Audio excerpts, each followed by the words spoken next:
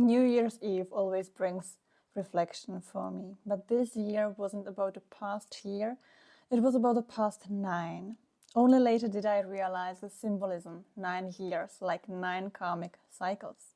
The year 2025 adds up to 9, a year of completion. And with 2026 we begin again. A year 1, a new cycle. 9 years that have profoundly changed me and showed me over and over again how my relationships were manifestations of my inner programmings. In one relationship, arguments, explanations, trying to make him understand, holding him accountable, he used to flip the script and thought what was wrong with me. And I was energetically tired, my energetic core emptied out. Leaving that relationship felt like dying. Until I could fill in my energetic core with my energy enough to leave. For most of my life, my energetic core was filled with energy of someone else. My parents, siblings. It felt urgent to fill in the inner void with partner's energy, becoming energetically enmeshed. I noticed that months before every big transformation, my body started to prepare. I would gain weight, stop dyeing my hair, stop wearing makeup. It was like my system knew that was what was coming. It was preparing to protect me from heavy emotions with more weight and for the identity shift, for the reset into factory setting.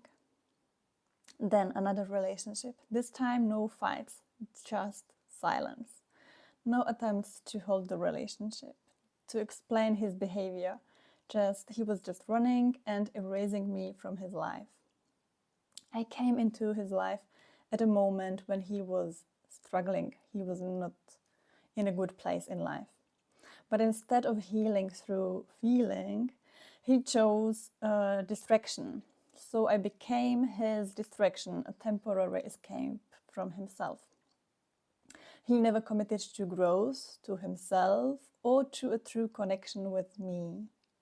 He didn't want to change anything from his old life, yet he expected different results.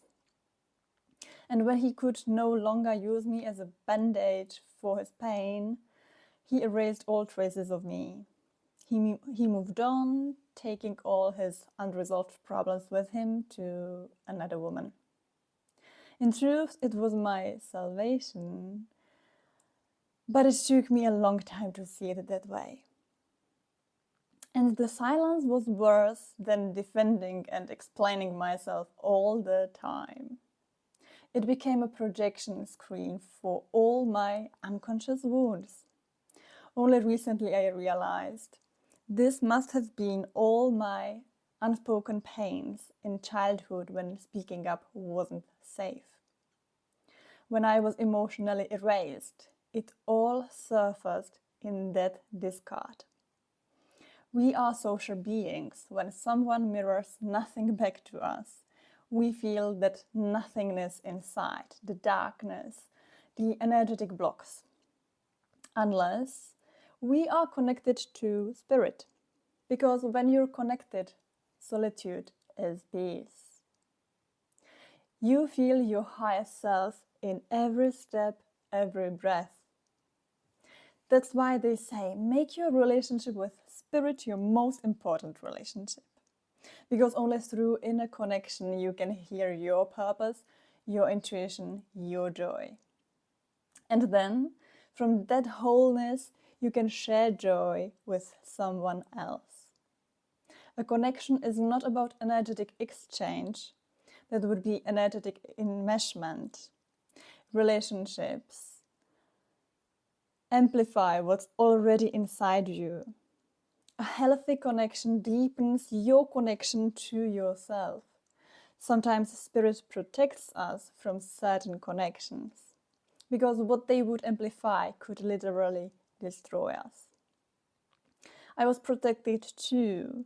I found out he was married, that I was a patch on his wound, and that he had other patches too. My energy flowed to him. He bought a new car, a new house, success everywhere. And I I had a car accident that could have killed me. 1,000 ways to die, and yet I drove 300 more kilometers unharmed. It took me years to understand that was a warning.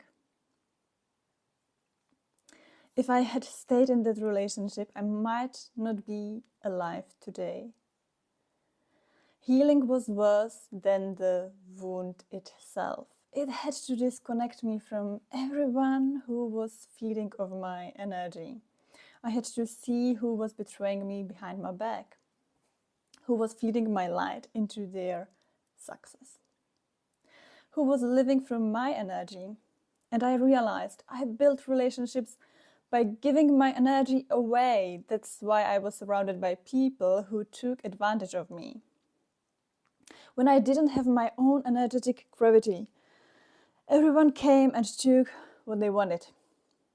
And so my blessings floated to others until I grew my spine strong enough to hold them myself. It wasn't hard work that changed my life. It was building a strong energy core and boundaries. I cried for years. But inside, I was growing roots. I was building my own spine, my will, my center, my unshakable core, where energy and blessings stay in my energy field. And now I know in 2026, everything I've built inside will begin to show outside. So here I am, closing this 9-year cycle. And if you feel like you're losing everything, when your energetic blocks start to release, it hurts like hell. It looks terrifying, it feels unbearable and scary. But it's actually the right path. It's what healing feels like. I want you to know this, even when you lose your footing, when you lose your identity, when you lose yourself, and it feels like you're losing everyone around you, you're still on the right path. You're shedding old identities, and that takes courage. You can't create a better life while energetically remaining the same. If you're ready and tired of repeating the same cycles, I'm ready to be the light that guides you on this scary path and assures you that you are still safe and gives you courage. Send me a message, what you need help with, and we'll find your next step together. An online session or text-based session. Happy New Year! You are safe, even when it feels like everything's falling apart. You're just shifting into your next higher version.